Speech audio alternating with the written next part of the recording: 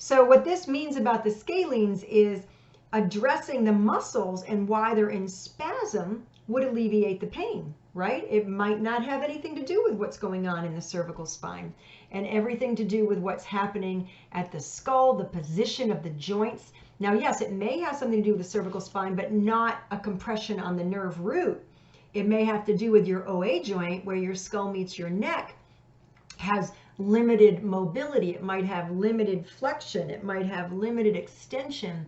You may have gotten an fender bender many, many years ago and never restored optimal OA function and mobility, right? And so when that shortens, that could affect the whole mechanics of the whole head and neck area and be creating an abnormal pull on the scalene, right? You could have constant stress in your life, which makes those upper traps just want to like shorten and pull. And what would that do? That's going to freak out everything, right? And it could definitely affect the scalene. So you would want to address the culprit, right? If it's the scalenes, you don't necessarily need a nerve treatment. Now remember, this isn't about me diagnosing you or telling you what to do. I'm simply providing education on this topic. Okay, the brachial plexus, that's located in the lower neck area and extends into your axilla or your armpit, right? So it's kind of from here down, all right?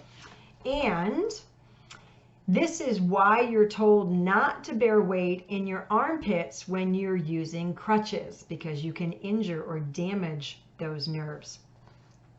The interesting thing about the brachial plexus is how it can be affected by your ribs. And I gave you a picture here, and you can see the ribs in the picture and how they come very close to the brachial plexus. I've seen people have numb fingers, hands that resolved after performing a simple strain and counter strain technique, a positioning technique to the third rib. Now, I'm not diagnosing anyone, this is what I'm telling you, but I will tell you, if you poke up high and deep in that armpit, so you kind of lean forward a little bit so that that's relaxed and kind of rest your arms and the muscles relaxed, and take your fingers and kind of go way up deep against the ribs. Now, I'm poking up deep in there, and there's a slight tenderness, but there's no real pain, right? And then I do the same thing on this side. And again, slight tenderness because you're going up deep, but it's not really painful, right?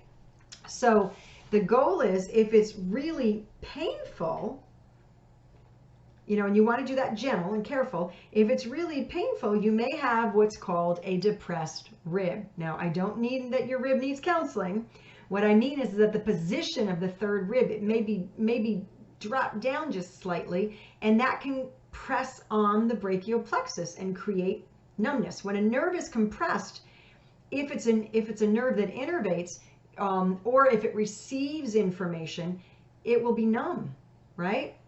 And then have you ever crossed your legs and you're on that superficial peroneal nerve? Your foot goes numb, right?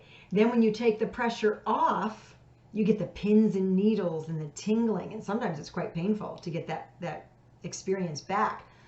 So that's when the compression comes off the nerve. So if you're somebody who's getting intermittent pins and needles and tingling, then what that's telling you anatomically is that something's compressing and decompressing. So you're getting intermittent compression, right? Because you don't get the pins and needles until the pressure comes off.